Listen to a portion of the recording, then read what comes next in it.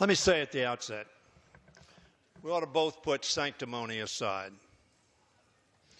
Both sides are accusing one another of closing down the government. Mr. Speaker, you voted to close down the government, and then you voted against opening it up. Both sides have accused the other of doing what they have done. Now, the fact of the matter is, ladies and gentlemen, we are here because we have not succeeded in the appropriation bills and sending them to the President. That is why you need a continuing resolution. My Republican friends are in charge of the House, and my Republican friends are in charge of the Senate, and they are in charge of the White House. We have not passed a single appropriation bill. My view is we have not done so because we have been unwilling to compromise. That's what this is about. It's about Republicans, frankly, being unwilling, in our opinion, to work together to get to agreement. We don't want this shutdown. Our Republican friends are saying they don't want the shutdown. And we've said from the beginning that we're ready to work across the aisle to prevent it. In fact, Republicans have had 4 opportunities. 100% of the Democrats voted for a 90-day CR to give us time to get to agreement on appropriations bills and a level of funding. Mr. Speaker, you know that. We've been talking about that for some time. We've not come to agreement. And therefore, we find ourselves, notwithstanding the fact that we agree on a lot, we have asked to adhere to parity, Mr. Speaker, as you know.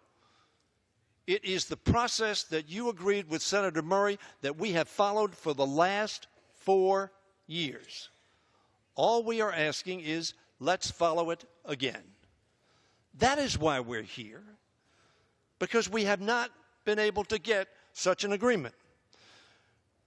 We have also asked that we be able to protect, at the request of the President of the United States, Dreamers. Put something on the floor, as he said, and send it to him, and he sign it.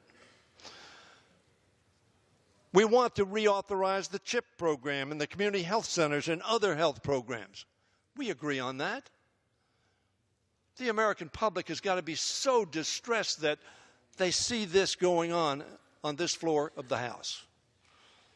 We want to provide disaster relief to those in Texas, those in Florida, those in Puerto Rico, those in the Virgin Islands, and yes, those who have been subjected to fires in the West. One additional minute? At least one. Let me give you 1.5. 1.5. The gentleman from Maryland is recognized for an additional 1.5 minutes. I thank my friend, the presiding officer and the timekeeper. I urge my Republican colleagues who are in the majority and control the legislative process, end this shutdown. Use the authority you are asking for under this rule to bring to the floor the items on which we agree. Mr. Speaker, you have said you would do that. Take the tough issues head on, one at a time. I admired that statement. I will tell my friend, the Speaker of the House, that I will admire even more the performance. Speaker Ryan said in 2012, we will not duck the tough issues. We will not kick the can down the road. We will lead. We will not blame others. Mr. Speaker, I ask you to do just that. Stop ignoring the responsibility as the majority party to keep the government open and serving the American people. Now, Mr. Speaker, I ask unanimous consent to bring up H.R. 4872, the End of Shutdown Act of 2018, a continuing resolution through Tuesday that would immediately reopen the government while negotiations continue on a budget agreement that adheres to parity, reauthorizing the Children's Health Insurance Program and other critical health care programs, addressing the issue of Dreamers, as was requested by the President of the United States, and providing assistance to Americans impacted by natural disasters.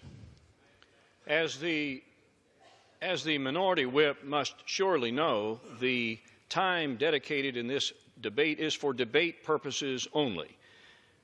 So the question is to the gentleman from Texas, I do not. would he yield for that purpose? I would not. The gentleman from Texas does not yield, and as such, the request cannot be entertained. Mr. Speaker, can I, parliamentary inquiry. The gentleman will state his inquiry. I'm stretching the parliamentary inquiry nature of this, but did the Speaker hear Mr. Meadows objecting to my unanimous consent request? The request was not even entertained.